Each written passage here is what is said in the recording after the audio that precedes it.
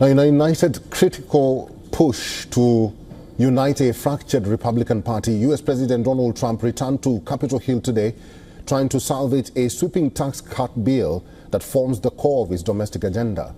The president met Republican lawmakers in a closed-door session, urging unity on a massive tax cut plan, an extension of his 2017 signature law.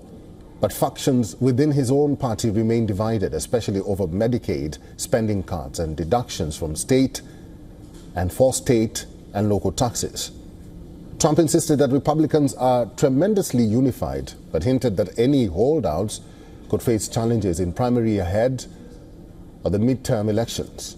The bill proposes to add tax or new tax breaks on tips and overtime pay, which is one of the major poll promises of U.S. President during his presidential run.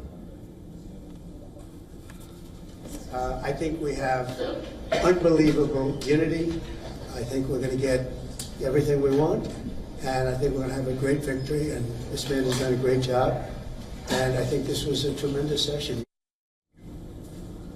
House Speaker Mike Johnson said Trump's visit was to get everyone in line, and Majority Whip Steve Scalise called Trump the closer, counting on him to sway skeptical members before a Thursday deadline.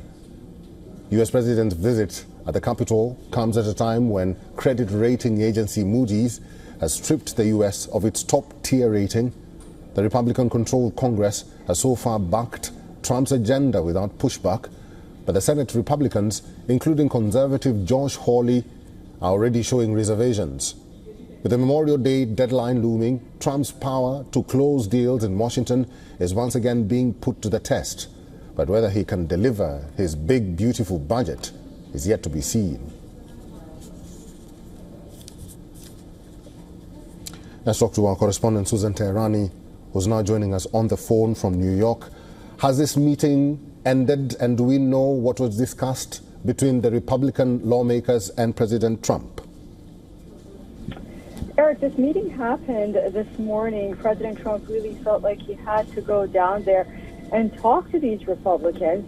On the one hand, there are moderate Republicans who fear that the overly large cuts in the popular programs, like these entitlement programs, Medicare, Medicaid, Social Security, could upset the party's prospects in the November 2026 midterm elections. On the other hand, you have those fiscal conservatives who believe that the deficit is just blowing up and ballooning and something has to be done. But nonetheless, it appears as for now, what it'll be interesting to see is whether or not the planning committee will be able to wrap things up before Memorial Day weekend. That's in about a few days.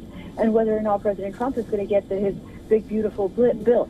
Even if that happens, let me just give a note here.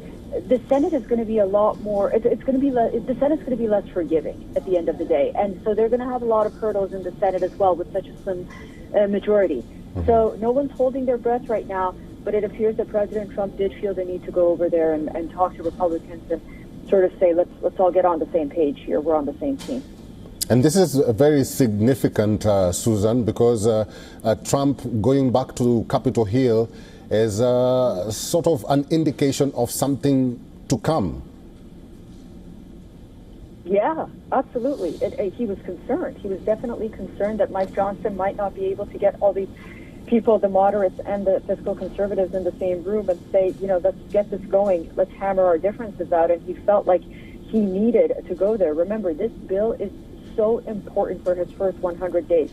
Foreign policy issues like the war in Ukraine and Russia aside, the Iran nuclear deal aside, people in America are looking at things like this bill, to get passed to see whether or not President Trump can really, continue with his administration and his policies and what he promised on the campaign trail.